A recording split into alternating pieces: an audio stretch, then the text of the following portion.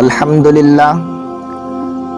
للہ کفا وسلام علی عبادہ الذین اصطفى اما بعد فقد قال اللہ تبارک وتعالی فی القرآن المجید والفرقان الحمید اعوذ باللہ من الشیطان الرجیم بسم اللہ الرحمن الرحیم وَإِذْ قَالَ رَبُّكَ لِلْمَلَائِكَةِ إِنِّي جَاعِلٌ فِي الْأَرْضِ خَلِيفَةً صدق اللہ العظیم وقال النبی صلی اللہ علیہ وسلم کل بنی آدم خطاؤون وخیر الخطائین التوابون او کما قال علیہ الصلاۃ والسلام۔ محترم و مکرم معزز سامعین کرام، بزرگوں اور دوستوں، پوری کائنات میں بسنے والی ساری انسانیت میں سے کوئی انسان یہ کہہ نہیں سکتا کہ مجھ سے کبھی کوئی گناہ نہیں ہوا ہے۔ ہر انسان گنہگار ہے۔ ہر انسان سے کبھی نہ کبھی کسی نہ کسی وقت گناہ ہو ہی جاتا ہے۔ گناہ کا ہونا یہ کوئی بری بات نہیں ہے، لیکن گناہ کرنے کے بعد اس گناہ پر ندامت و شرمندگی کا نہ ہونا اور اللہ تبارک و تعالیٰ کے حضور سچے دل سے توبہ کا نہ کرنا، یہ انسان کے لیے ہلاکت و بربادی کا ذریعہ بن جاتا ہے۔ شیطان اتنا بڑا عبادت گزار تھا کہ روئے زمین پر سوئی کے ناکے کے برابر بھی کوئی جگہ ایسی نہیں ہے جہاں پر اس نے سجدہ نہ کیا ہو، اور عالم اتنا بڑا کہ فرشتوں کا استاد۔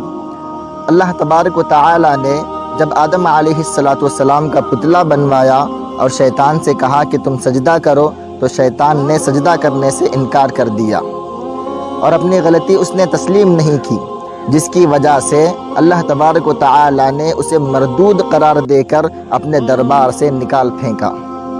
آدم علیہ السلام کو جب جنت میں بھیجا اور آدم علیہ السلام سے کہا کہ تم جنت میں جہاں رہنا چاہتے ہو رہ سکتے ہو، جو کھانا کھانا چاہتے ہو کھا سکتے ہو، جو پہننا چاہتے ہو پہن سکتے ہو، لیکن ایک درخت کے پھل کھانے سے اللہ تبارک و تعالیٰ نے آدم علیہ السلام کو منع فرمایا تھا۔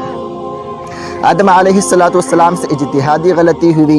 آدم علیہ السلام نے جب اس درخت کا پھل کھایا تو اللہ تبارک و تعالیٰ نے آدم علیہ السلام کو دنیا کے اندر بھیجا۔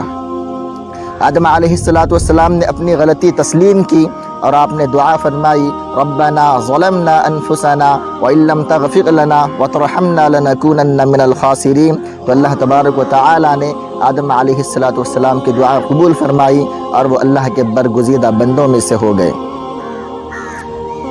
اب دیکھیے، ہم میں سے ہر کوئی صبح سے لے کر شام تک، شام سے لے کر صبح تک کتنے گناہ ہم سے سرزد ہو جاتے ہیں۔ گناہ کا ہونا یہ کوئی عیب کی بات نہیں ہے، لیکن گناہ کرنے کے بعد انسان کو چاہیے کہ وہ فوراً نادم و شرمندہ ہو اور اللہ کے حضور سچے دل سے توبہ کرے۔ جو بھی بندہ سچے دل سے توبہ کرتا ہے، اللہ اس کے سارے گناہ معاف فرما دیتے ہیں۔ کچھ لوگ یوں کہتے ہیں کہ ہم سے اتنے بڑے بڑے گناہ ہو چکے ہیں کہ اب اللہ ہمیں کبھی معاف نہیں کرے گا۔ میرے عزیزوں، میں آپ کو بتلانا چاہتا ہوں کہ اگر آپ کے گناہ بارش کے قطرات کے برابر بھی ہو جائیں، اگر آپ کے گناہ ریت کے ذرات کے برابر بھی ہو جائیں، اگر آپ کے گناہ درختوں کے پتوں کے برابر بھی ہو جائیں، لیکن ایک مرتبہ بھی مرنے سے پہلے سچے دل سے توبہ کرو گے تو اللہ سارے گناہ معاف فرما دے گا۔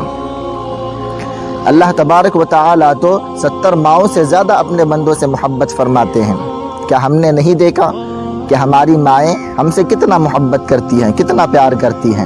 اب ذرا سوچو کہ ایک ماں جب ہم سے اتنا محبت کرتی ہے، اتنا پیار کرتی ہے، تو اللہ تو اپنے بندوں سے 70 ماؤں سے زیادہ محبت کرتے ہیں۔ اللہ تو اپنے بندوں کو معاف کرنے کے لیے صرف بہانہ تلاش کرتے ہیں۔ چھوٹا سا بھی اگر بہانہ مل جاتا ہے تو اللہ تبارک و تعالیٰ اس بہانے کے ذریعے بندے کے سارے گناہ معاف فرما دیتے ہیں۔ بنی اسرائیل کے اندر ایک آدمی ایسا گزرا ہے جس نے اپنی زندگی کے 40 سال اللہ کے نافرمانی میں گزار دیے، یعنی اس نے 40 سال کی مدت میں ایک لمحہ بھی اللہ کی فرما برداری و اطاعت میں نہیں گزاری، بلکہ زندگی کے پورے 40 سال اللہ کی نافرمانی میں گزاری۔ اللہ تبارک و تعالیٰ نے پورے قوم پر قحط سالی کا عذاب مسلط کر دیا۔ قوم موسیٰ علیہ السلام کے پاس آتی ہے اور کہتی ہے کہ یا اے موسیٰ، تم اللہ سے دعا کرو کہ اللہ تبارک و تعالیٰ اس عذاب کو ہم سے ہٹا لے۔ موسیٰ علیہ السلام اللہ کے حضور دعا فرماتے ہیں تو اللہ تبارک و تعالی کہتے ہیں کہ تمہارے قوم میں ایک بندہ ایسا ہے جس نے اپنی زندگی کے 40 سال میری نافرمانی میں گزارے ہیں، ایک لمحہ بھی اس نے میری عبادت میں نہیں گزارا۔ جب تک وہ تمہارے قوم میں باقی رہے گا اس وقت تک میری رحمت تم پر برسنے والی نہیں ہے، نازل ہونے والی نہیں ہے۔ تو موسیٰ علیہ السلام نے اپنے قوم کی طرف مخاطب ہو کر یہ اعلان کیا کہ جو کوئی بھی ایسا ہو وہ اس مجمع سے نکل کر چلا جائے، اس کی وجہ سے پورے قوم عذاب میں مسلط ہو چکی ہے، لہٰذا وہ قوم سے اٹھ کر چلا جائے۔ تو ہر انسان کو اپنی کیفیت پتہ ہوتی ہے، اپنی حالت کا اندازہ ہوتا ہے۔ جب یہ اعلان موسیٰ علیہ السلام کی طرف سے آتا ہے تو وہ انسان جس نے اپنی زندگی کے 40 سال اللہ کے نافرمانی میں گزارے تھے، وہ دل ہی دل میں سوچنے لگا کہ اب کیا کروں گا، اگر مجمع سے اٹھ کر چلا جاؤں گا تو پوری قوم کے اندر ذلیل و رسوا ہو جاؤں گا، پھر کسی کو منہ دکھانے کے لائق نہیں رہوں گا۔ تو پھر اس نے دل ہی دل میں توبہ کرنے کی سوچی اور اس نے دعا کی، اللہم انی عصیتک 40 سنة فامہلتنی جئتک صائبا فاقبلنی کا جملہ اس کا ختم نہیں ہوا تھا کہ اللہ تبارک و تعالی کی طرف سے موسلا دھار بارش شروع ہو گئی۔ موسیٰ علیہ السلام بھی پریشان ہو گئے کہ یا اللہ کوئی اٹھا تو نہیں ہے، لیکن رحمت کی بارش شروع ہو گئی۔ تو اللہ تبارک و تعالی نے حضرت موسیٰ علیہ السلام سے کہا کہ جس شخص کی وجہ سے میں نے بارش کو روکے رکھا تھا، آج اسی کی وجہ سے میں نے بارش کو برسایا ہے۔ تو موسیٰ علیہ السلام نے کہا یا اللہ مجھے اس کا دیدار تو کرا دے تاکہ میں دیکھ سکوں کہ وہ کون سا شخص ہے جس کی وجہ سے رحمت کی بارش ہوئی ہے۔ تو اللہ تبارک و تعالی نے کہا کہ جب تک وہ گناہ میں تھا، میرا نافرمان تھا، میں نے اس کے گناہوں کو پوشیدہ رکھا، اس کے عیبوں کو پوشیدہ رکھا۔ اب تو میرا فرما بردار بندہ بن چکا ہے، اب میں اس کے عیبوں کو کیسے ظاہر کر سکتا ہوں۔ اللہ ہم پر اتنے مہربان ہیں، مرنے سے پہلے اگر ایک دفعہ بھی سچے دل سے توبہ کریں گے تو انشاءاللہ اللہ سارے گناہوں کو معاف فرما دیتا ہے۔ تو جو خدا ہم سے اتنا محبت کرتا ہے تو ہم اس کی نافرمانی کیوں کریں گے؟ ہم سب کو چاہیے کہ ہم پوری زندگی، ہماری زندگی کا ہر لمحہ اللہ کی اطاعت اور فرما برداری میں گزرے، اس چیز کی ہمیں کوشش کرنی چاہیے۔ گناہ جب انسان کرتا ہے تو اس کا دل گناہ کرنے کی وجہ سے گندا ہو جاتا ہے۔ اب عام طور پر جب ہمارا جسم گندا ہوتا ہے تو ہم کیا کرتے ہیں؟ پانی کے غسل کے ذریعے سے اپنے جسم کو پاک کرتے ہیں۔ جب گناہ ہو جاتے ہیں تو دل بھی گندا ہوتا ہے، تو دل کی صفائی توبہ کے غسل سے کرنی چاہیے۔ جب ہمارا دل گندا ہوتا ہے تو جب ہم توبہ کے غسل سے دل کو پاک کریں گے تو ہمارا دل بھی پاک و صاف ہو جاتا ہے۔ انسان کو ہر دفعہ یہ سوچنا چاہیے کہ جس رب نے مجھے زندگی دی ہے، جس رب نے مجھے صحت دی ہے، جس رب نے مجھے دنیا کے اندر جینے کے سارے اسباب مہیا کیے ہیں، میں اس رب کی کبھی نافرمانی نہ کروں۔ میری پوری زندگی کا ہر لمحہ اس رب کی اطاعت اور فرما برداری میں گزرنا چاہیے۔ ہم میں سے ہر شخص کو اس بات کی کوشش کرنی چاہیے، گناہ ہم سے کبھی نہ ہو، اس بات کی پوری کوشش کرنی چاہیے۔ ایک شاعر کہتا ہے کہ لذت کے خاطر کبھی گناہ نہ کرنا، لذت کے خاطر کبھی گناہ نہ کرنا، کیونکہ گناہ باقی رہے گا اور لذت جاتی رہے گی۔ حضرت لقمان علیہ السلام کے بارے میں آپ نے سنا ہوگا کہ کتنے بڑے حکیم تھے۔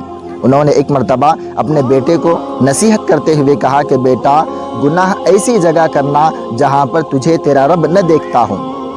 اب میرے عزیزو بتائیے کہ پوری کائنات میں ایسی کون سی جگہ ہے جہاں پر ہمارا رب ہمیں نہ دیکھتا ہو؟ جب یہ تصور ہمارے اندر پیدا ہو جائے گا تو گناہ سے بچنا ہمارے لیے آسان ہو جائے گا۔ پھر حضرت لقمان علیہ السلام نے اپنے بیٹے سے کہا کہ بیٹا، گناہ اتنا ہی کرنا جتنا آگ میں جلنے کی طاقت رکھتے ہو۔ ہے کوئی ہم میں سے جو آگ میں جلنے کی طاقت و استطاعت رکھتا ہو؟ آگ کی تپش بھی ہم سے برداشت نہیں ہوتی، تو پھر آگ کی گرمی اور آگ میں جلنا ہم کیسے برداشت کریں گے؟ اسی لیے میرے عزیزو، میرے پیارو، ہمیشہ زندگی کے ہر موڑ پر ہر کام کرنے سے پہلے یہ سوچیں کہ یہ کام اللہ کے رضا کے لیے ہے یا اللہ کے ناراضگی کے لیے ہے۔ اگر اللہ کے رضا کے مطابق ہے تو ہم اس کام کو کر گزریں، اگر اللہ کے ناراضگی کا سبب بنتا ہے تو پھر ہم اس کام کو درگزر کر دیں، چھوڑ دیں۔ اللہ تعالیٰ سے دعا کرتے رہیں کہ اللہ تعالیٰ ہمیں اپنی بچی کچی زندگی اپنی اطاعت اور فرما برداری میں گزارنے کی توفیق عطا فرمائے اور مرنے سے پہلے سچی توبہ کی توفیق مرحمت فرمائے۔ السلام علیکم ورحمۃ اللہ وبرکاتہ۔